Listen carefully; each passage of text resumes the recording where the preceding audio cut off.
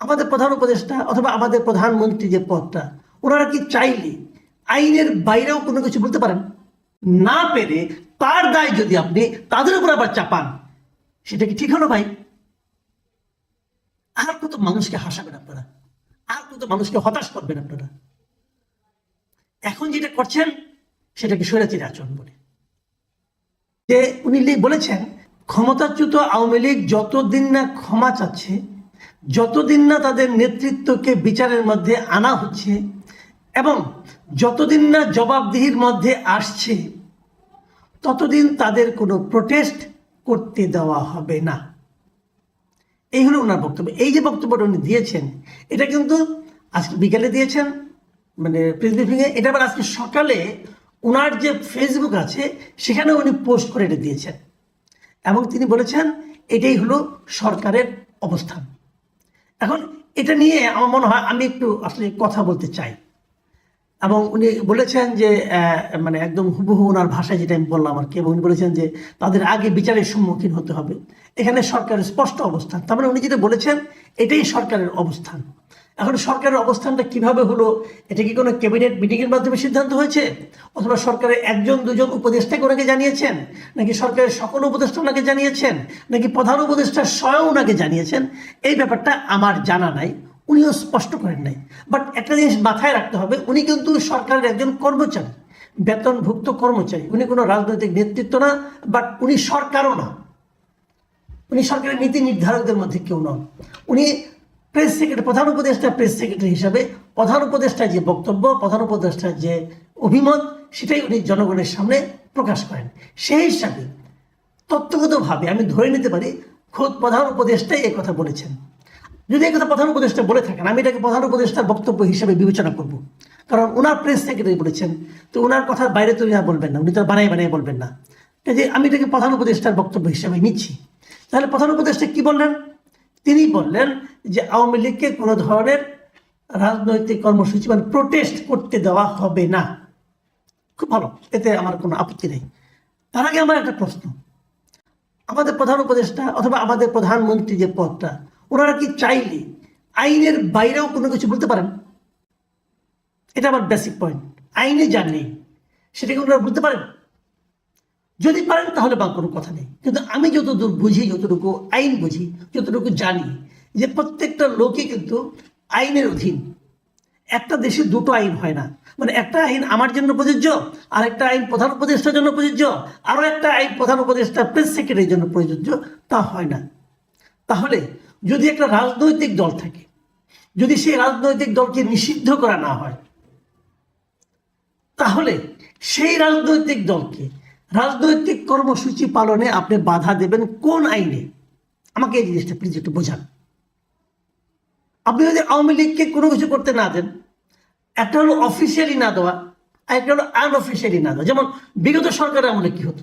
বিগত সরকারের আমলে একেবারে শেষ দিকে এসে জামাতকে নিষিদ্ধ করা হয়েছিল নির্বাহী আদেশে, যা শেষ পর্যন্ত কয়েকদিনের মাথায় সেটা সরকারের পতন ঘটল। তার আগ পর্যন্ত জামাতকে কিন্তু নিষিদ্ধ করা হয়নি, কিন্তু জামাতকে আনঅফিসিয়ালি কোনো ধরনের কর্মকাণ্ড, রাজনৈতিক কর্মকাণ্ড করতে দেওয়া হতো না। এটা সবাই জানতো, সবাই প্রতিবাদ করতো। আমি নিজেও বহুবার প্রতিবাদ করেছি, বহুবার বলেছি আপনারা তো জামাতকে অফিসটা পর্যন্ত খুলতে দেন না। জামাতের 10 জন লোক বসে এক জায়গায় মিটিং করছে, অথবা এক জায়গায় বসে একটা নৈশভোজ করছে, অথবা কিছু খাবার দাবার খাচ্ছে, সেখানে যে পর্যন্ত আপনি অ্যাটাক করছেন তারা নাকি রাষ্ট্রবিরোধী ষড়যন্ত্র করছে। অথবা এমনও বলা হয়েছে, বসেও নাই, আগেই বলা হয়েছে যে রাষ্ট্রবিরোধী ষড়যন্ত্র করার পরিকল্পনা করছে। তাদের পরিকল্পনা আপনি বুঝে ফেলতেন পুলিশ। এগুলো হতো, এগুলো নিয়ে আমরা কথা বলতাম, মানবাধিকার প্রতিষ্ঠানগুলো কথা বলতো, সবাই সারা দুনিয়ার লোক কথা বলতো। এগুলো আওয়ামী লীগের স্বৈরাচারী আচরণ। আপনি একটা যতক্ষণ পর্যন্ত একটা পলিটিক্যাল পার্টি, দেশে বৈধ পলিটিক্যাল পার্টি, যতক্ষণ পর্যন্ত তার কর্মকাণ্ডের উপর কোনো নিষেধাজ্ঞা জারি না করা হয়েছে, ততক্ষণ পর্যন্ত তাদেরকে কোনো কিছু করতে না দেওয়াটা একটা অপরাধ। কিন্তু আওয়ামী লীগ কি বলতো? আওয়ামী লীগ যখন বলতো যে আমরা তো জামাতকে নিষিদ্ধ করি নাই, আমরা তো জামাতের উপর হস্তক্ষেপ করি নাই, অথবা রাস্তায় নামলে তাদেরকে পেটানো হতো, বলতে আমরা তো পেটাই নাই, দেশপ্রেমিক জনগণ তাদেরকে থামিয়ে দিয়েছে, দেশপ্রেমিক জনগণ তাদেরকে প্রতিহত করেছে। এগুলি আওয়ামী লীগ বলতো। সেই বক্তব্যগুলো গ্রহণযোগ্য ছিল না, কেউ গ্রহণ করতো না। কিন্তু তারা বলে একরকম আইনগত দিকটাকে তারা ঠিক রাখার চেষ্টা করতো, যে আইনগতভাবে তাকে কিন্তু আপনি আটকাতে পারবেন না। সে বলল ভাই আমরা তো কোনো অর্ডার দিই নাই, আমাদের সরকারের কেউ তো বলে নাই তাদের করতে দেওয়া হবে না, কেউ তো বলে নাই, কিন্তু বাস্তবে করতে দেওয়া হতো না। একই কাজ হতো ছাত্র দলের ক্ষেত্রে, একই কাজ হতো বিএনপির ক্ষেত্রে, সবার ক্ষেত্রেই তারা কাউকে কিছু ওরকম জোরালো কোনো অনুষ্ঠান, জোরালো কোনো মানে আপনার কর্মসূচি পালন করতে দিত না। ঢাকায় মহাসমাবেশ করবে, সেটা নিয়ে নানা নাটক টাটক করে ঠেলে দিয়ে পাঠাইতো গোলাপবাগ মাঠে, হতো অন্য কোথাও, কিন্তু বলতো না যে এই সমাবেশ আপনাকে করতে দেওয়া হবে না। সরকারের এই পর্যায়ের লোক তো বলতোই না, নানা অজুহাত দেখাতো, ডিএমপি কাছে যান, ডিএমপি না করতো, অমুক করতো, এগুলি হতো। কিন্তু এখন কি হচ্ছে, ডক্টর ইউনূস নিজেই বলছেন, আমি আবার বলছি, শফিকুল আলম কথাকে আমি ডক্টর ইউনূসের কথা বলে বিবেচনা করব, কারণ উনি ডক্টর ইউনূসের প্রেস সচিব, মানে প্রেসের সঙ্গে ডক্টর ইউনূসের বক্তব্যটা উনি কনভে করেন, নিশ্চয়ই উনি বলেছেন এই কথা বলার জন্য। আবার উনি দায়িত্ব নিয়ে বলেছেন এটাই নাকি সরকারের স্ট্যান্ড, তাহলে সরকারের অবস্থা স্পষ্ট। তাহলে আমি বলতে চাচ্ছি যে ডক্টর ইউনূস তাহলে কিভাবে বলেন যে তাদের কোনো কর্মসূচি পালন করতে দেওয়া হবে না? আপনার তো নির্বাহী ক্ষমতা আছে, আপনি নির্বাহী ক্ষমতা প্রয়োগ করে আওয়ামী লীগকে নিষিদ্ধ করে দেন, তারপরে আপনি বলেন যে নিষিদ্ধ রাজনৈতিক দলকে আমরা কোনো কর্মসূচি পালন করতে দেব না। তা করেন না কেন? সেটা করেন না এ কারণে যে আপনি আপনার যারা ইউরোপিয়ান লোকজন আছে, ইউরোপিয়ান যে বন্ধুরা আছে, তাদের কাছে আপনি লজিক দিয়ে বুঝাতে পারবেন না যে একটা পলিটিক্যাল পার্টিকে এই কারণে নিষিদ্ধ করা যায়, পারবেন না, তারা এগুলি করে না।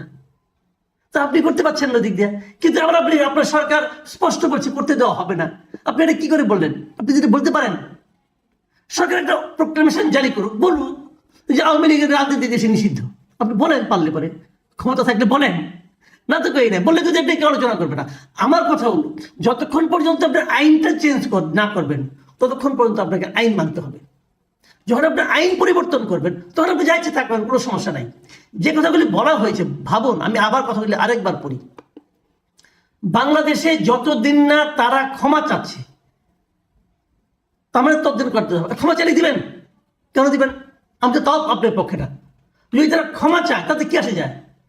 আমি তো তাদের বিচার দাবি করছি, তাদেরকে আপনি বিচার করবেন, প্রত্যেকটা অপরাধীকে আপনি বিচার করবেন। যারা যারা এই জুলাই অভ্যুত্থানের সময় সাধারণ মানুষের উপর নির্যাতন করেছে, গুলি করেছে, হত্যা করেছে, এর সঙ্গে চেইনের যত লোক জড়িত, যিনি আদেশ দিয়েছেন, যিনি অনুমোদন করেছেন, যিনি গুলি চালিয়েছেন, প্রত্যেকটা জড়িত লোককে বিচারের আওতায় আনতে হবে এবং তাদেরকে দৃষ্টান্তমূলক বিচার করতে হবে। তো উনি ক্ষমা চাইলে আপনি আপনাকে করতে দেবেন? তখন বলছেন যতদিন না তাদের নেতৃত্বকে বিচারের মধ্যে আনা হচ্ছে, তা আনেন না কেন? বিচারের মধ্যে আনার দায়িত্ব কার? আপনার সরকারের। আমাদের বিচারের মধ্যে আনতে পারছেন না কেন? এবং বিচারের মুখোমুখি করা হচ্ছে, মুখোমুখি করার দায়িত্ব তো আপনার, এটা আপনি করতে পারছেন না কেন? তা আপনার অযোগ্যতা, আপনার ব্যর্থতার জন্য আপনি আরেকজনকে দায়ী করবেন কিভাবে? যতদিন না তাদের জবাবদিহির মধ্যে আসছে, এটা তো আপনার দায়িত্ব, জবাবদিহি আপনি তৈরি করবেন, আপনি ক্ষমতায় আছেন। যে কাজগুলো আপনি করতে পারছেন না তার জন্য আপনি আরেকজনের উপর দায় চাপাবেন কেন? আচ্ছা, এখন আমি শেষ প্রশ্নটা করে ছেড়ে দিই। শেখ হাসিনাকে বিচারের মধ্যে আনতে পারছেন না, আওয়ামী লীগের নেতা মন্ত্রীদেরকে আনতে পারছেন না। আমি যদি আপনাদেরকে প্রশ্ন করি, 8 তারিখে আপনারা ক্ষমতায় আসছেন, 8 তারিখের পর অথবা 8 তারিখের আগে তাদেরকে বিদেশে যেতে দিল কে? শেখ হাসিনাকে এই দেশ থেকে বের করে ইন্ডিয়া পাঠিয়ে দেওয়া হচ্ছে, কে পাঠিয়ে দিয়েছে? এর জন্য দায় কার?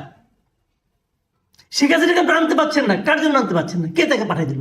তাকে ধরেন, তাকে জিজ্ঞাসা করেন তুমি কেন পাঠিয়ে দিলে বিদেশে। অথবা ওবায়দুল কাদের খবর আমরা জানি, এতদিন ওনারা দেশে ছিলেন, তারপর উনি পালিয়ে গেলেন। কে, কার জন্য উনি লুকিয়ে থাকতে পারলেন? কার জন্য উনি পালিয়ে যেতে পারলেন? তাকে ধরতে পারছেন? পারেন নাই কেন? এ দায় কার? আবার অনেক নেতাকে আমরা দেখেছি তারা দেশে আটকানো ছিল, তারপর তারা চলে গেল, চলে যেতে পারলো। কেন যেতে পারলো? কার কারণে যেতে পারলো? তাদেরকে ধরেন, তাদেরকে জিজ্ঞাসা করেন এ দায় কার? এ দায়িত্ব আপনাদের। আপনাদেরকে একটা দায়িত্ব দেওয়া হয়েছিল, আপনারা ক্ষমতায় গিয়েছেন।